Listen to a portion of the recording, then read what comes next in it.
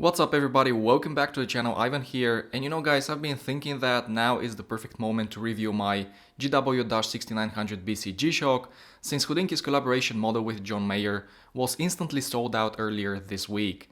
The good news is that the reference I have here today is better. It's not a special edition, and on top of that it's cheaper. So make sure to stay around the end of this video to find out why.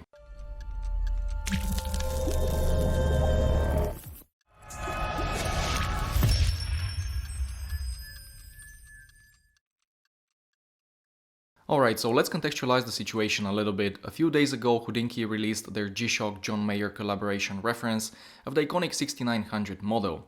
It retailed for $180 and it sold out in just a few minutes. Now, as a watch-obsessed person who is a member of about 15 Facebook watch groups, 3 of which are G-Shock only, I totally missed the release of this model, so you can imagine how quickly everything's happened. The watch itself is inspired by the Casio Tone SK5 keyboard that Mayer's been using when he was much younger, and that also explains the watch's color scheme, which I admit looks pretty nice. But since this watch is now sold out, it can be found only on the grey market for a premium. Obviously, if you're a fan of John Mayer, then I will leave it to you whether you should pay the premium or not, but if you simply like the design of the watch, then I would love to suggest the GW-6900BC that I have here today, as it is functionally superior. This is my own watch, I've had it for about 2 years and it's one of the watches that I don't plan selling anytime soon. Design-wise, it has the distinctive 6900 look, which is one of the most iconic G-Shock designs since 1995. It's bold, aggressive and tough looking, and if you had to own only one G-Shock, get yourself a 5600 square and a 6900, because honestly, one is not an option. Anyway, this particular reference also comes on a resin composite bracelet, which just like the rest of the watch is tough, light and comfortable to wear. And I'm a huge fan of these bracelets. I must say it's not as good as the one that my GW-A1000 comes with, but it's still a pretty good bracelet. Next, let's discuss the dimensions, and guys, this is a big watch, but that's to be expected from a G-Shock, right? The case diameter is about 53mm, the lug to lug is 50mm, and then you have these fixed curved bracelet end links which actually wrap around your wrist rather nicely. And finally, the thickness is almost 18mm. As already mentioned, this is a very comfortable to wear watch, and here it is on my 17cm or 6.7 inch wrist. As you can see, it has some serious presence, but it feels smaller as it weighs only 100 grams. The dimensions of the John Mayer reference are the same, except it's 1.5 millimeters thinner thanks to its less functional module. Moving on to the face of the watch, one immediately notices the negative display, which is subjectively the only drawback about this model. I have no legibility issues, but I've heard some people complaining about it.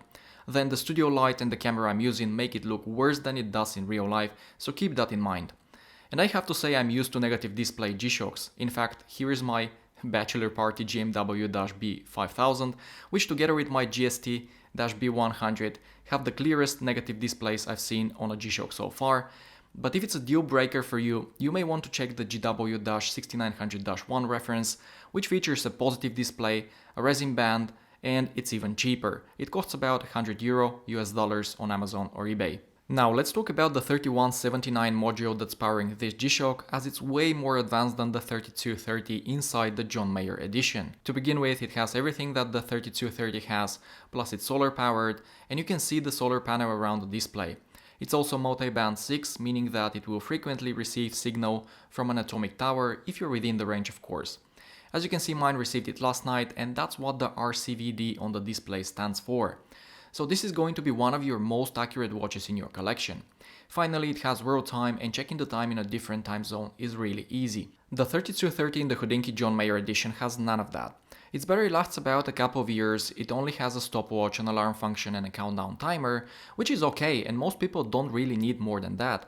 But I don't know guys, I guess what bothers me with G-Shock limited and special editions is that for significantly more money they give you way less, when I think it should be the other way around.